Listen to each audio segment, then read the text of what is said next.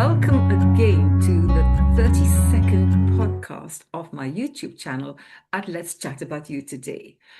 I am your host, Beth Jordan, and I am delighted to introduce my new guest, Clare Fryer. Hello, Clare. Hi, Beth. How are you today? I'm very well, thank you. I hope it's not too cold wherever you are. No, wet, yes, but not cold. Okay, that's good.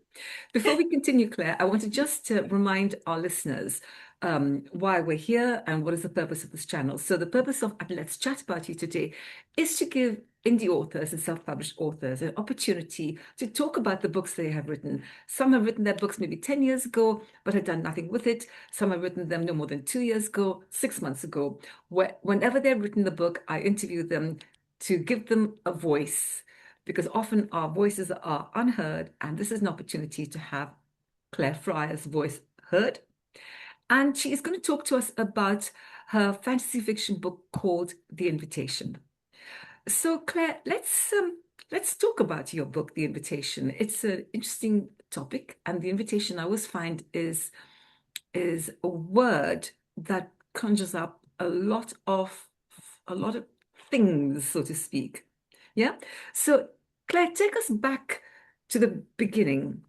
What was the exact moment when the invitation first arrived in your mind?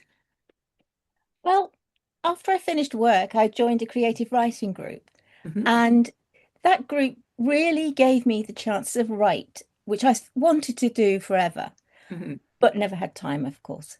And this group had a monthly writing competition, and we had a competition prompt. And on one occasion in 2020, it was just the word invitation. And Hmm. exactly as you said, you can take that however you like. Yeah. We could write stories, anything we want, poems, whatever. And I thought, well, yes, you can have a boring invitation, you're going to a party, but maybe there's a twist in it somewhere. Maybe it's not what it appears to be. And this is really where I sort of started off going along. I did start with the thought that this was young Millie. She's 15, she's picking up a letter, comes to the breakfast table, opens it, it says invitation, and that's normal. But the problem is, that's boring. So that's where it had to change. And then things had to start becoming odd. So maybe her mother snatches it from her, as she does. And then you could think, well, why? Anyway, so I wrote my short story and I won the monthly competition, Congratulations. which I've never won anything. So I was thrilled. But when my parents and friends, close friends, read the story, they said, "Well, what happens next?" This is a very difficult time. This is 2020. We're going into lockdown. My father's just been diagnosed with Alzheimer's and he's declining rapidly. Mhm. And to escape somewhere that was completely different to my life, was just so, it was an escapism from life. It was liberating. And I think in a way it's kept my sanity at that point Yeah. because I was writing in a world where I had control. Whereas in my own world, in reality, there was no control. You couldn't control what the government was saying. I couldn't control my father's health. And so we just had to rattle along. And writing this just really was such a wonderful opportunity to just Yeah. lose myself for a Yeah. while.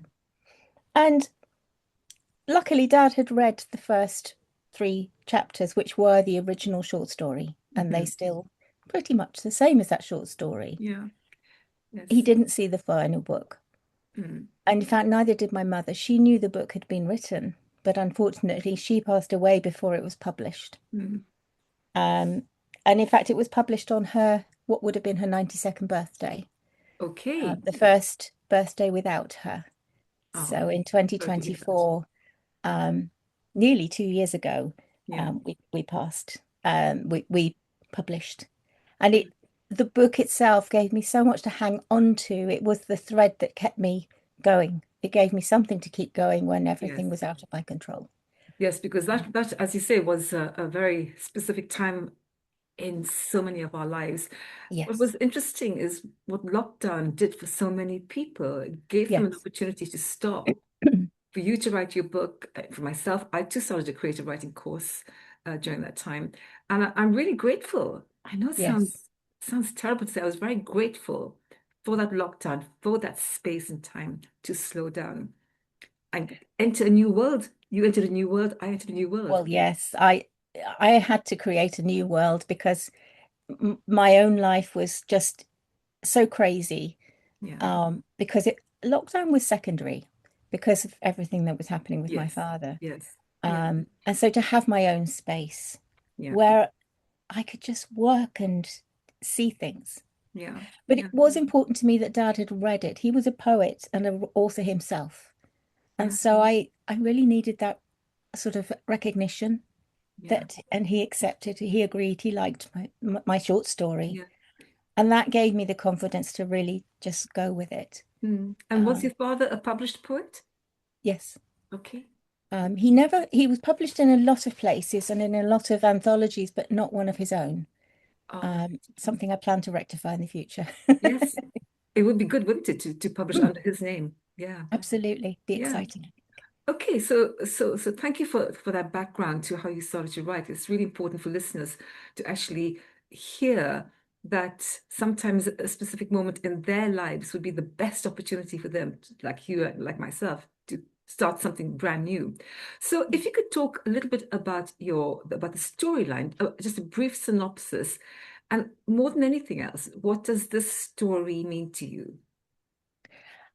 I think this is a story which starts in what we can all relate to. A young girl, Millie, she's going to be 16 tomorrow. She comes down and she picks up an envelope with the mail, comes to the breakfast table. Her father's a bit of a grumpy old so-and-so, and her mother is very elegant, and she sits between them at the breakfast table. Mm, And she picks up the envelope and she looks at it and she opens it and she feels her mother freeze and thinks, hang on a minute, what's going on with mum? And then all of a sudden, her mother snatches it from her and she's sent to her bedroom. Well, this is the beginning of where things change. From that very moment, nothing in Millie's life is ever going to be the same again. And this is something which turns everything around because she doesn't know what's going on. And she learns so much in that day. And from that moment, we take a step back for a second because Anna is the country where the story is set. And mhm, this is a country, a fictional country. And there are four districts. There's Thenna, where the family live. Then you have Polo, Delphiope, and Corsel. It's a patriarchal society that dates back 200 years to the last king, Anlan. And descendants of the Anlan bloodline are considered to be of the highest status. And there's a very strong drive to maintain that bloodline purity through carefully arranged marriages.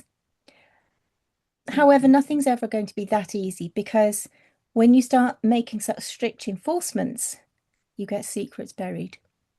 And this story uncovers some very deeply buried secrets that have very far reaching consequences for the High Council, the governing body of Anna. mhm, That High Council has a deep rooted corruption as well. And so they're very frightened by these secrets. And they send the guard after Millie and her family, and they have to flee. This is Millie, her parents, her teenage brother and sister, Cam and Elia, her twin brothers who are 5 years old, and her very pregnant mother. They have to flee from their house, and they're pursued by the guard and the Watchers. Now, we don't know too much about the Watchers, but what we do know is that anybody who's caught by the Watchers is never, ever seen again, mhm, unlike those who are arrested by the guard. mhm. Nobody wants to be caught by the Watchers. So we travel with the family as they work out who they can trust. Who do you trust if you're If you're like you and fleeing, me? that's right. I don't know. They luckily find people who can Mhm. help them escape. and travel across the country. Um, oh, I should have mentioned, actually, along the way, they do have the baby arrives, which is another exciting Oops. point. So they have a baby with them. Okay, really adds another layer to the story. Yes, Yes. yes. They actually travel in two parties. Um, Millie travels with a lady called Amelie, and they go by boat, which is a very interesting journey in itself. Hmm. Um, Very suspicious kind of boat, and they certainly aren't very welcome. Um, but nevertheless, they make their journey. The other group travel in a conveyance, a kind of vehicle, and again, they clearly find that there must be a spy in the midst because they get too close to these watchers on more than one occasion. Hmm. Um, and so we follow these threads. We learn a bit about the people. Hmm.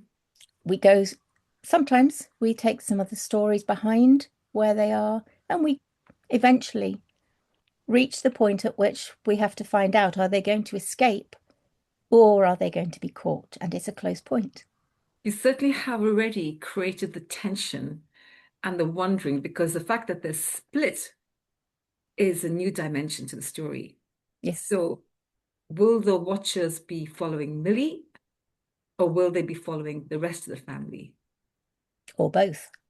or both? And if there's a spy in one camp, Yeah, what about Millie's camp?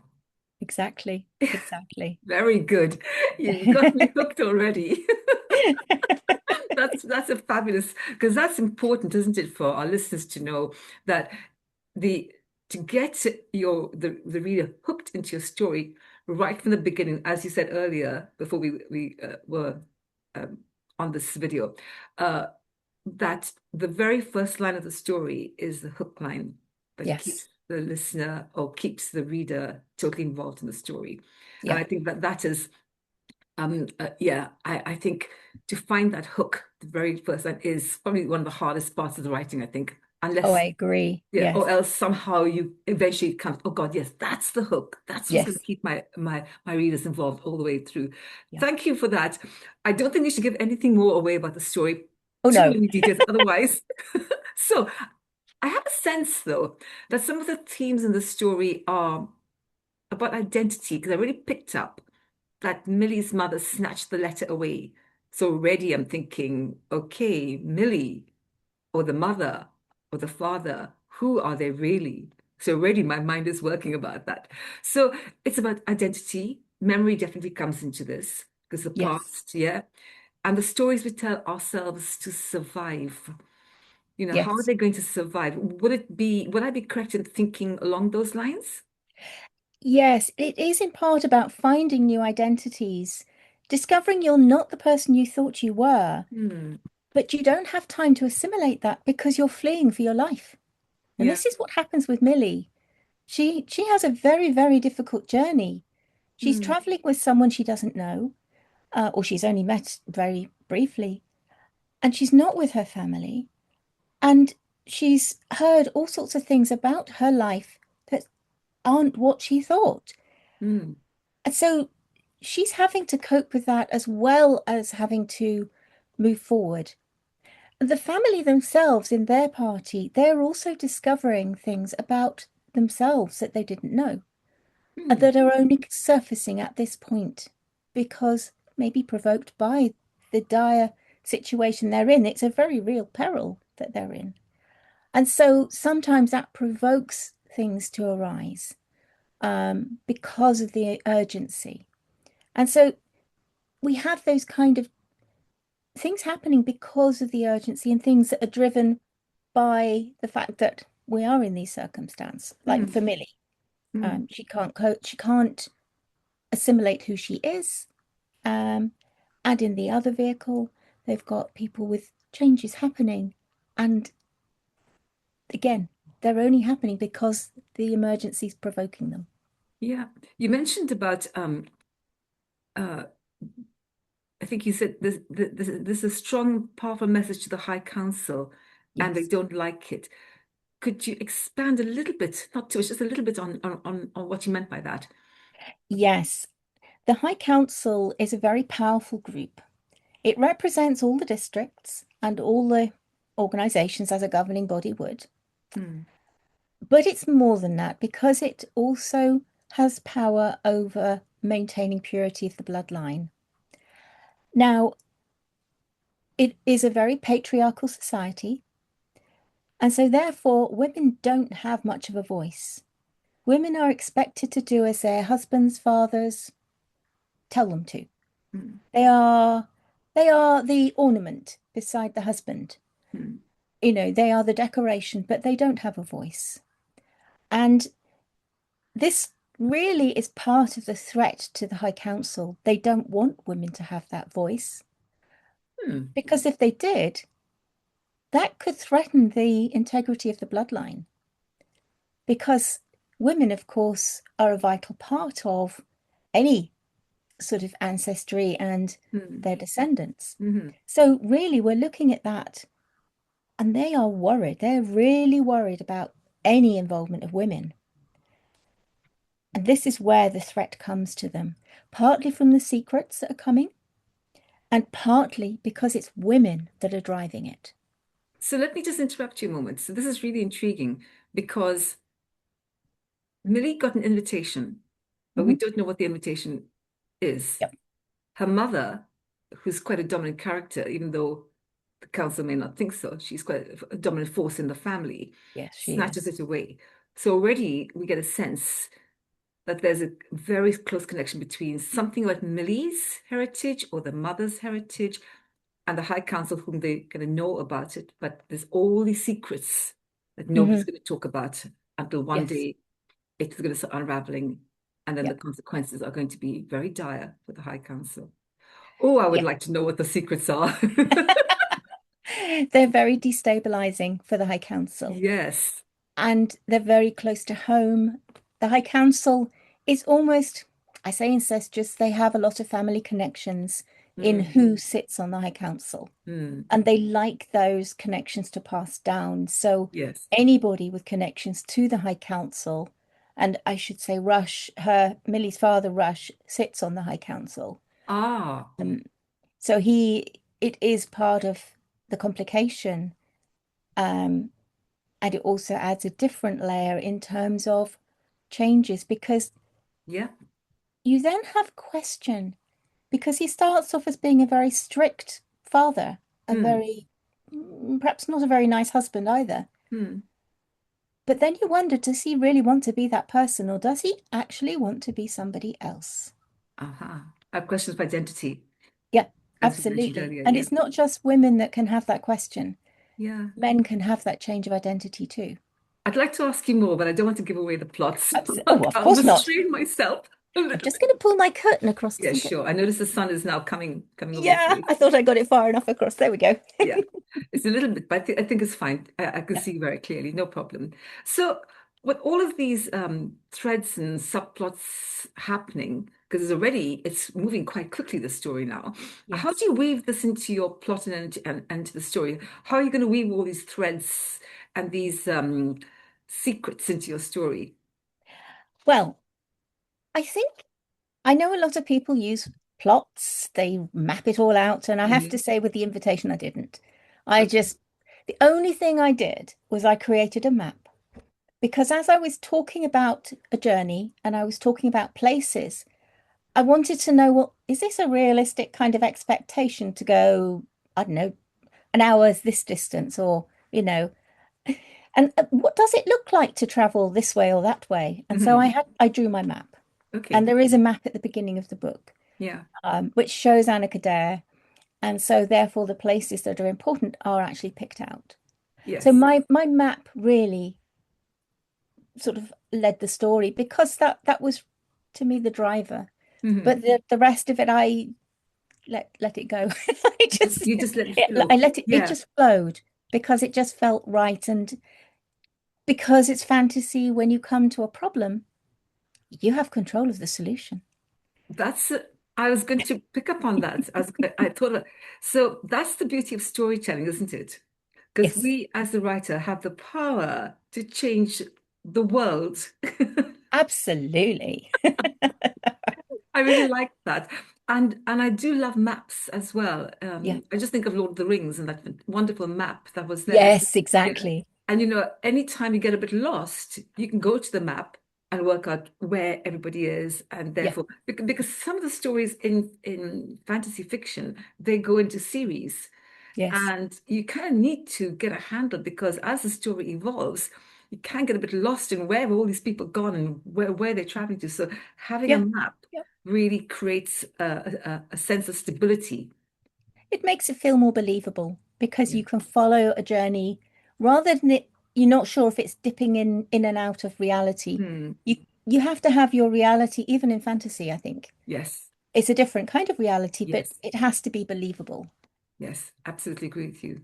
And let's talk about Millie a little bit more. She's obviously a very central character, and she Yeah. feels um, emotionally real. This young girl. I mean, at 15 years old, going on 16, she must be really shocked that suddenly she's got this invitation, and now the whole family are fleeing. She must be Yeah. wondering why, what's happened, what have we done wrong that we're fleeing, and this is going to be a really scary time. So, Yes. so what? Very. Let me just ask you a little bit of a parallel. What part of your own life did you have to revisit, or possibly even risk revisiting, to write to her personal truthfulness, if that makes I sense to you? Yes, it does. Um, well, my own childhood was quite a long time ago now, so I think I drew perhaps as much on my daughter as a child. She was a very strong-willed child, was my Mm, daughter. And she actually made a very good model for the characteristics that Millie had, the mm, strength and some of the anger that she felt. And she was very angry, as you can imagine, when she suddenly finds that it feels like people have lied to her whole mm, life. She was very, very angry. And that I could easily map to my daughter, who had times when she was very angry. Um, and I think that was probably more so than my own childhood, although I can certainly remember times when I didn't think things felt were fair. And mm, you sort of, those are the kinds of emotions I was trying to pull on, where things don't feel fair. And, you know, you don't understand why it's not fair, but it's not fair. mm. Yeah, yeah. And teenage life is hard enough anyway, without something like Absolutely. this coming into it. Yes, Yeah, yes. yeah. Um, I actually felt probably almost closer to her mother, Thea, who also has quite a large role in the story. Mm, And obviously, as a mother, although only of two, not of six, I know I would fight tooth and nail for my children. And she was very, very strong as a mother. Her mm, maternal instinct was very strong. mm. Um, the third person, Amelie, she's a very different person, but she grew up fast and she had to fight her way to be recognized. And she had to do it alone. She didn't have family around her. She'd been abandoned, and so therefore her life was very hard. And although she might have a fluffy exterior, she's very elegant, she's beautiful, she loves jewelry, she loves fashion. Mm, She's got a tough interior, a really tough mm, sort of mm, central spine there. mm. And those three women between them have such a core strength that when it comes together, that's something to be, that's something really powerful. So I'm already thinking if you're going to write a second book, these three women are going to be a force you reckoned with the High Council, maybe. Certainly two of them are in there. I'm second guessing now to another Yeah. storyline.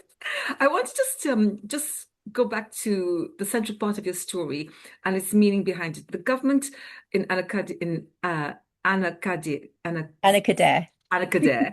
claims to look after its people, yet we are seeing how their protectionism becomes control. Yes, Yeah.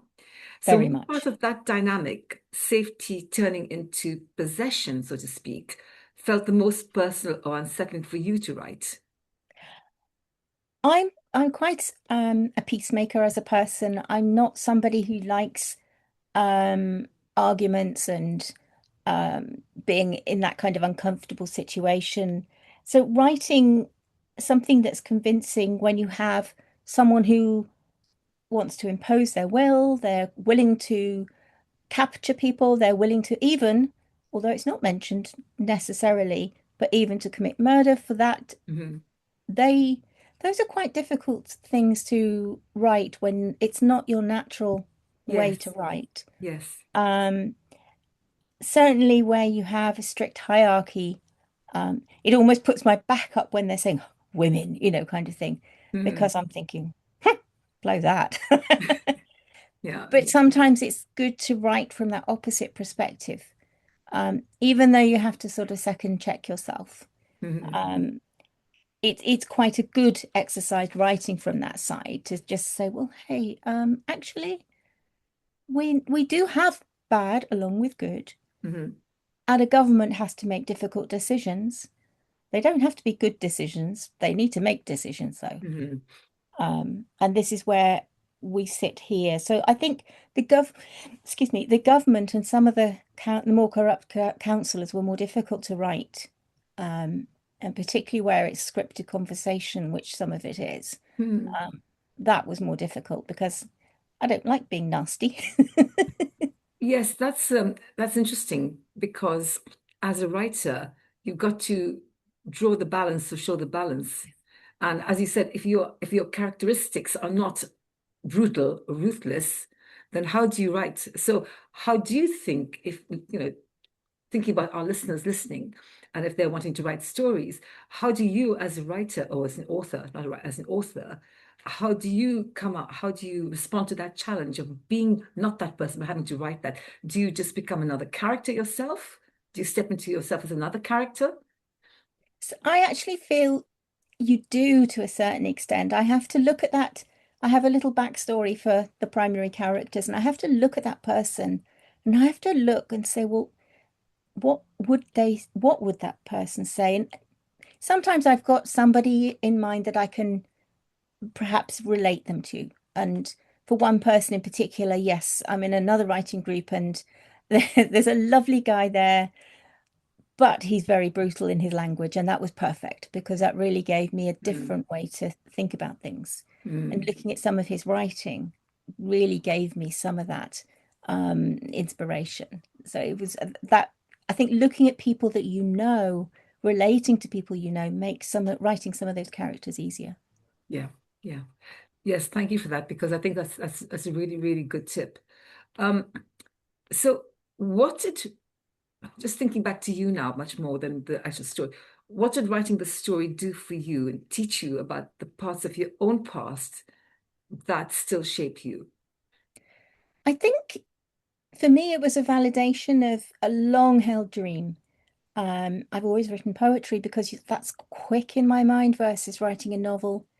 Um, Mm, Today, you hear about creative writing at school, whereas when I was at school, if you wanted to proceed with anything written, you had to be able to do the literature side. And I can't remember quotes, so that was a yeah, no-brainer. yeah, yeah, yeah. Um, I think writing now is something that it's a comfort thing. Mm, It's I've learned that I can actually do it. I yeah, can do it. yeah.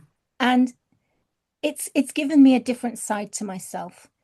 Last year I had a lovely opportunity to go to a careers exhibition at the local secondary school Mhm. as an author and have a stand as an author and talk to young people Mm, about writing. yeah, And the fact that in today's world, you don't have to have the perfect spelling yes. because the computers help you. Hmm. You don't have to have a lot of qualifications necessarily Yeah, because actually you can write so many different genres. yes. And I think that was incredible opportunity. And the Mhm. kids that stood around me were amazing. And it was wonderful listening to them. Yeah, yeah. And I suddenly realized actually, and it's taken me a long time because I keep pinching myself Mm. to feel that I am actually an author. Uh-huh, yes, Um, important. yeah, oh yeah, absolutely. Because I've been many things through my life, Mm. but not that one thing. And to say I'm an author, Mm. yeah, I think it's given me a confidence that I'd been lacking for quite a while. It's interesting. So many authors that I have been chatting to on this channel who don't feel as though that they're authors.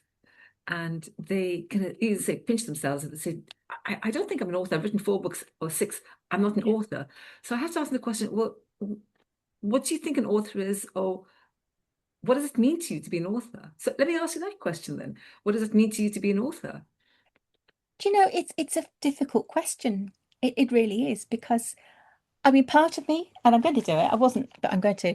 Part of me thinks, well, I have the proof here. You know, this has my name. It's published. I can feel it. Yeah. So it must be real. Um, but the other part of me says, well, yeah, but then there's to be a real author. You know, you have to be in Waterstones and all the big places. You have to have a well-known name, and Hmm. that's not true. I know a lot of authors, and I know a lot of published, well, authors are published, Yeah. and there are people of all different levels. There are people Yeah. who are just on their journey, and everybody has a debut book. Hmm. Even the most famous author in the world had a debut book. Yes, absolutely. We all have to start somewhere. Yeah, yeah, It's once upon a time storytelling. absolutely. It really is. Even if you look at J.K. Rowling, for Yeah. example, she's the one who always comes to mind. She was turned down by so many publishers Yes. before It she took her a got. long time. Yeah, Yeah. yeah. So Yeah. you have to hold on to those threads. Everyone starts somewhere. I don't have ambitions to be the next big name, but it would be nice. Yeah. I think the fact that it's not for everybody to be an author or a writer. Mm, The fact that you've taken the time to sit down and write a book of maybe 80,000 words, those 80,000 words that others read and they really resonate with it. I think that is a gift in itself that you are sharing your ideas, your story with other people who can really relate to it, to get something from it, to take something away from it for themselves. And it stays with them forever and ever. And I yeah, think authorship is not something that one should in any way think, I'm not an author. You spent probably years or months, weeks writing, finding the right words, putting it into a shape that makes sense, creates emotion, creates reality for that story. yeah. So, yeah, yes. An author is, I think, a very special person. Yeah, definitely. So you are very special too. Thank you. Thank you. So let's carry on because we're coming towards the end of our conversation. Um, your characters constantly, you've been thinking about the family escaping, 2 branches of the family now escaping. Your characters constantly weigh freedom against belonging. Was there a moment in your own life or in the world in which you live that made you explore that trade-off so directly? No, there wasn't actually. Okay. I've been very lucky with a stable background, and um, I think it was, I don't know how it sort of emerged in that way, but I think it was probably the time, circumstances and time that I was half exploring, well, what if kind of in my mind, I think. Um, I definitely had lots of questions that maybe I wasn't really aware of Hmm. because of my family circumstances at the time, and we Hmm. had COVID and so much going that was difficult. Yeah. Um, so I think probably there was a lot in my mind running along, but it's not something I was consciously driving through. Hmm. Hmm. Having had teenage or children, I obviously Yeah. children, they always bring their challenges, and sometimes they go through times when they're trying to work out who they are and what they Yeah. want to be, and they try this, they try that. They Yeah. Because it will be interesting as as the story progresses, and I'm going to ask you if there's going to be another one coming up. For someone like Millie, a young teenage girl, when she has been born in a house, lived in a house, knew the world around her, suddenly she's uprooted, Yep, destabilized completely, yep, and is going to walk into the unknown. Her parents probably have an ability to cope with that, but a young girl, and especially now that she's been separated from her parents, the rock of her life. So yes, yeah, so there's a whole destabilizing there. Yeah, so yeah. it's going to be. I'm very intrigued to know what it is that's going to be happening to young Millie. How is she going to cope with everything? So every debut novel, from what I'm experiencing, is a kind of confession. Hmm. What is the confession at the heart of the invitation? The one you didn't realize you were making until the book was finished. I think it's difficult. I think it was a lot about empowerment. I Hmm. think I think I was realizing that I do have my own um, ability to do something, to make choices. Hmm. And I was having to make choices that maybe I didn't want to make. Yes. And choices are difficult at the best of times. And Yes. I Yes. think that empowerment and fighting against something that was very strict. We were in COVID, remember? Yes. But my life was made, if anything, it was made more complicated because I couldn't get to things I wanted to do to Yes. make life easier for my parents. Yeah. This is where I think some of that came um, because of the circumstances we were in. I think that's where that empowerment feeling comes from, and I do have that sense of confidence that I can do it. That's Yeah. come through from writing the book. Yeah. Wasn't intentional. I was, yeah, well, as we all do, I was just writing, but Yeah. actually, I think it's given me a lot more. Yeah. I'm very glad to hear that. Definitely.